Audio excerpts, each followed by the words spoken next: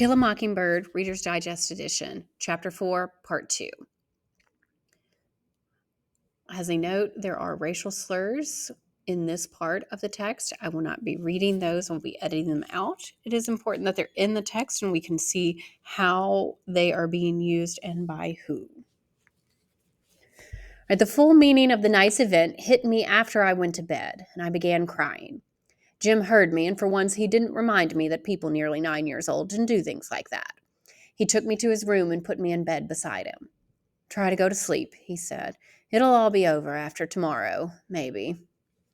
Next morning, Aunt Alexandra radiated waves of disapproval at breakfast. Children who slipped out at night were a disgrace of the family. But Atticus rumpled Jim's hair, his one gesture of affection, and said he was right glad his disgraces had come along. Then he pushed out his chair. "Jim, I don't want you and Scout downtown today, please." As Atticus departed, Dill came over, and after breakfast we went out to the front porch. It was like Saturday. People from the south end of the county were passing our house in a steady stream. A wagon load of ladies rattled past in cotton sunbonnets with dresses with long sleeves. A bearded man in a wool hat drove them. "Yonder's some Mennonites," Jim said to Dill. "The men can't shave after they're married. Their wives like for 'em to tickle 'em with their beards." Mr. X. Billups rode by on a mule and waved to us. "He's a funny man," said Jim. "X is his name, not his initial. He says that's the way his folks signed him up when he was born." As the county went by us, Jim told Dill about the rest of the more prominent figures. Mr. Tinsall Jones voted the straight prohibition ticket. Miss Emily Davis dipped snuff. Mr. Jake Slade was cutting his third set of teeth. Miss Maudie came out on the porch of her newly built house, and we strolled over. "You going to court this morning?" asked Jim. "I am not," she said. "It's morbid, watching a poor devil on trial for his life." "They have to try him in public, Miss Maudie," I said. "Wouldn't be right if they didn't." "Just because it's public, I don't have to go, do I?" she said. We obeyed Atticus until noon, when he came home to dinner and said they'd spent the morning picking the jury. But after dinner, when he had left, we stopped by for Dill and went to town. It was a gala occasion. Mules and wagons were parked under every available tree. The courthouse square was covered with picnic parties, washing down biscuit and syrup with warm milk from fruit jars. Some people were gnawing on cold chicken and cold fried pork chops. In a far corner of the square, the Negroes sat quietly, dining on sardines, crackers, and the more vivid flavors of knee-high cola. "Hey, look," Jim said suddenly. Some invisible signal had made the lunchers on the square rise. Children came to mothers, babies were cradled on hips as men in sweat-stained hats collected their families and herded them through the courthouse doors. The Negroes stood up, dusted their breeches, and waited patiently to go through the doors behind the white families. "We better wait till everyone's in," Jim said. "Atticus won't like it if he sees us." The Macomb County Courthouse was an early Victorian structure with a big 19th century clock tower that housed a rusty, unreliable instrument. To reach the courtroom on the second floor, one passed sunless county cubbyholes. The tax assessor, the tax collector, the county clerk, and other officials lived in cool, dim hutches that smelled of decaying record books and old damp cement. We knew there would be a crowd, but we had not bargained for the multitudes in the first floor hallway. I got separated from Jim and Dill and found myself in the midst of the Idlers Club, a group of white-shirted, suspendered old men who spent their days on the benches under the live oaks on the square. They were attentive critics of courthouse business. "Thinks he knows what he's doing," one said. "Oh, now I wouldn't say that," said another. "Atticus Finch is a deep reader, a mighty deep reader. Anyway, you know the court appointed him to defend Tom Robinson." "Yeah, but Atticus aims to defend him. That's what I don't like about it." The Negroes, having waited for the white people to go upstairs, began to come in as the Idlers Club began its stiff-jointed climb up the stairs. When everyone was in, I finally located Jim and Dill with Reverend Sykes. There wasn't a seat on the main floor, but he had found 4 for us in the front row of the balcony of the courtroom. "Reckon that's all right?" he asked, and we said, "Gosh, yes." The colored balcony ran along 3 walls of the courtroom, like a second-story veranda, and from it we could see everything. Jury sat to the left under long windows. Sunburned, lanky, they seemed to be all farmers, but this was natural. Townsfolk rarely sat on juries. They were either struck or excused. One or two of the jury looked vaguely like dressed-up Cunninghams. The circuit solicitor and another man, Atticus and Tom Robinson, sat at tables with their backs to us. Just inside the railing that divided the spectators from the court, the witnesses sat on cowhide bottom chairs. Their backs were also to us. Judge Taylor was on the bench, looking like a sleepy old shark. Amiable, white-haired, ruddy-faced, he was a man who ran his court with an alarming informality.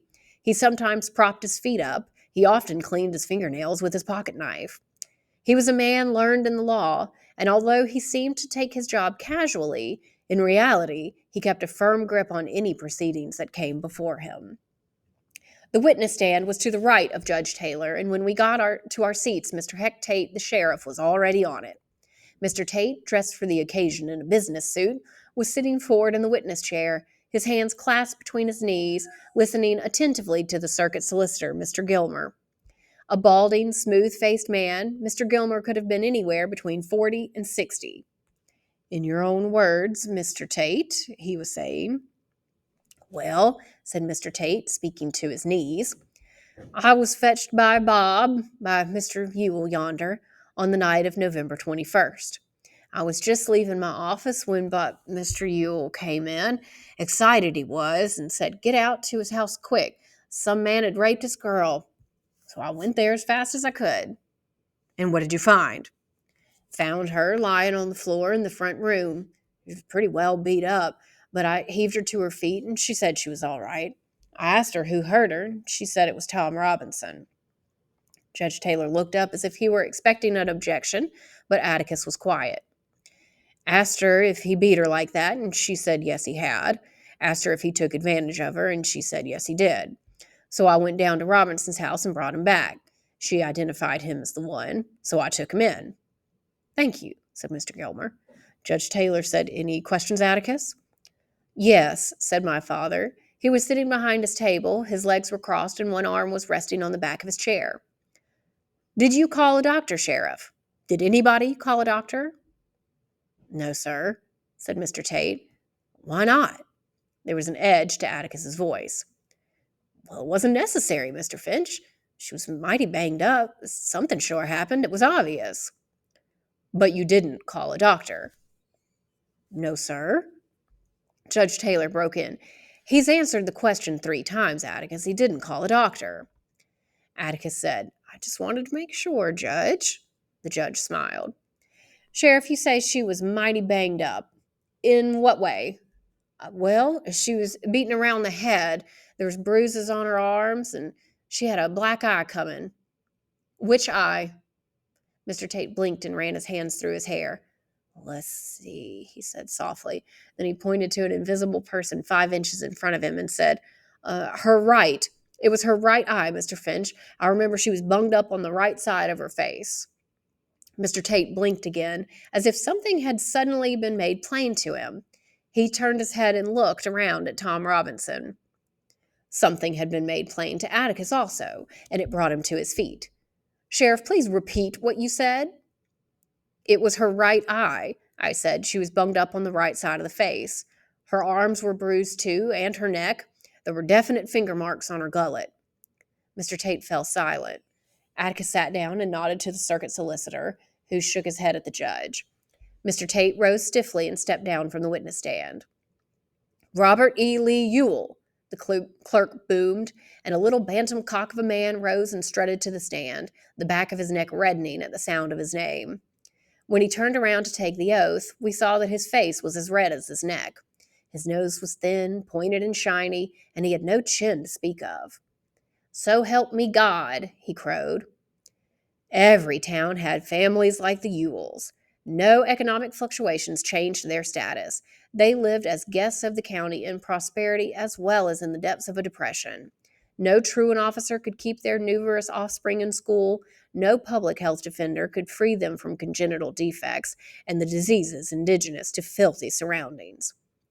Maycomb's Ewells lived behind the town garbage dump in what was once a Negro cabin, its plank walls supplemented with sheets of corrugated iron. its roof shingled with tin cans hammered flat. Its windows were merely open spaces in the walls. The Ewells gave the dump a thorough gleaning every day, and the fruits of their industry made the plot of ground around the cabin look like the playhouse of an insane child. The yard contained the remnants of a Model T Ford on blocks, a discarded dentist chair, and an ancient icebox, plus lesser items, old shoes, worn-out table radios, and picture frames. One corner of the yard, though, bewildered Maycomb. Against the fence, in a line, were 6 chipped enamel slop jars holding brilliant red geraniums, cared for as tenderly as if they belonged to Miss Maudie Atkinson. People said they were Mayella Ewells. Nobody was quite sure how many children were on the place. Some said 6, others 9. There were always several dirty faces at the windows when anyone passed by. A dirt road ran past their cabin to a small Negro settlement some 500 yards beyond. All the little man on the witness stand had that made him any better than his nearest neighbors was that, if scrubbed with lye soap in very hot water, his skin was white. "Mr. Robert Ewell?" asked Mr. Gilmer. "That's my name, Cap'n," said the witness. Mr. Gilmer's back stiffened a little, and I felt sorry for him.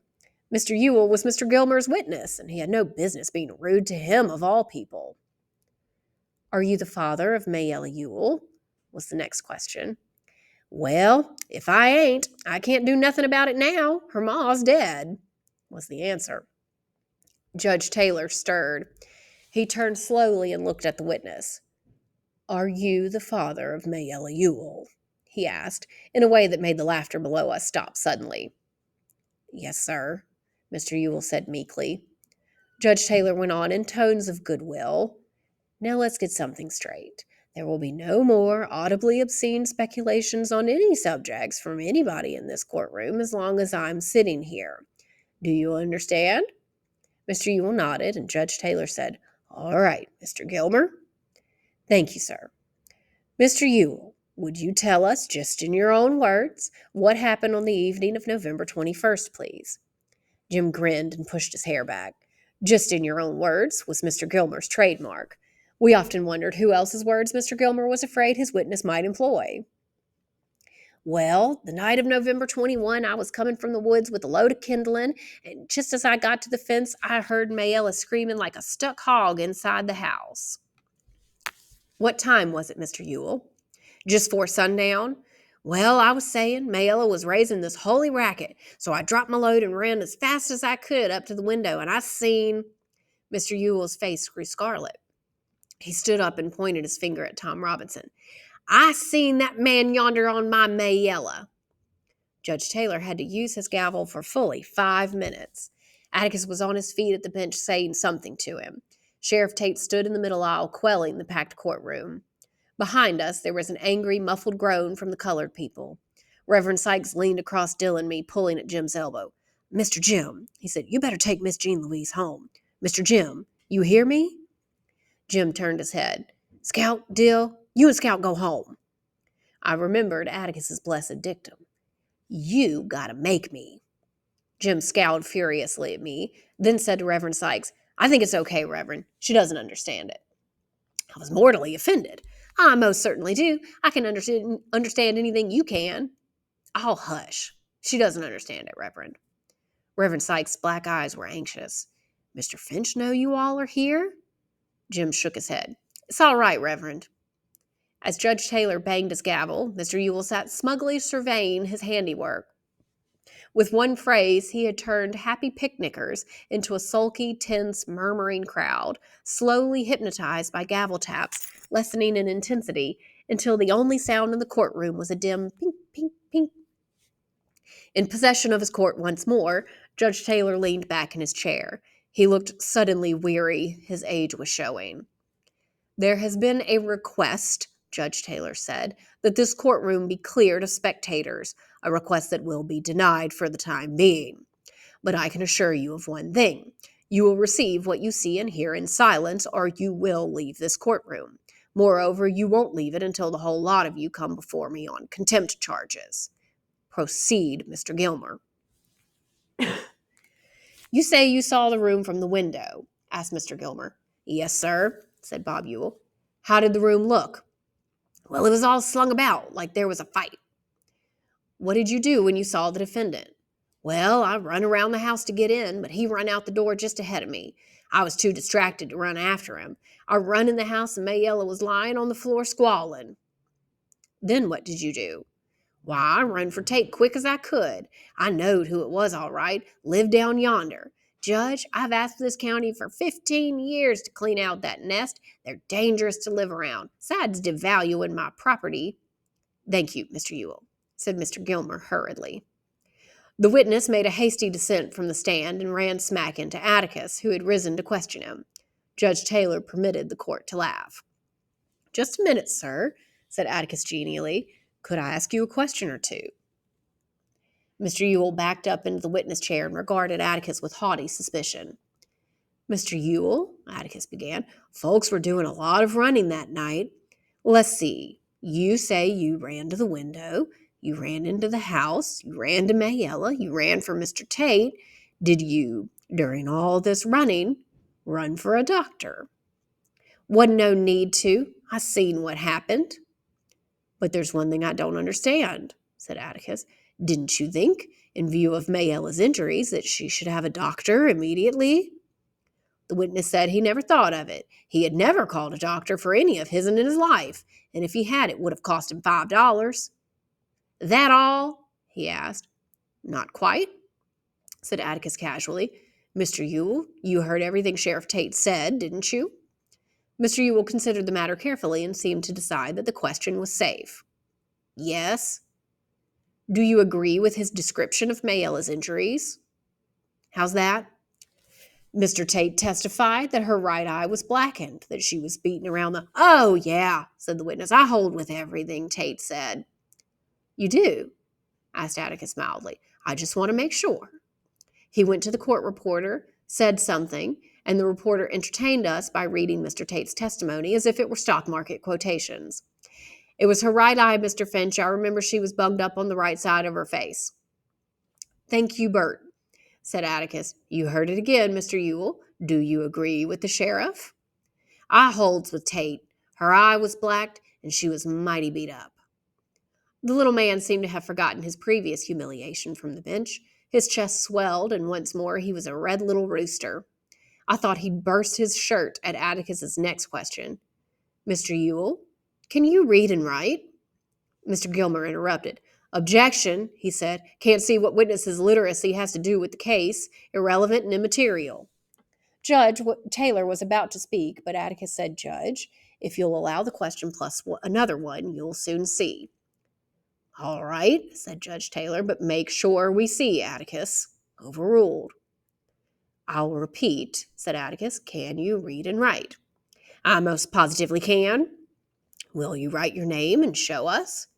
I most positively will. How do you think I sign my relief checks?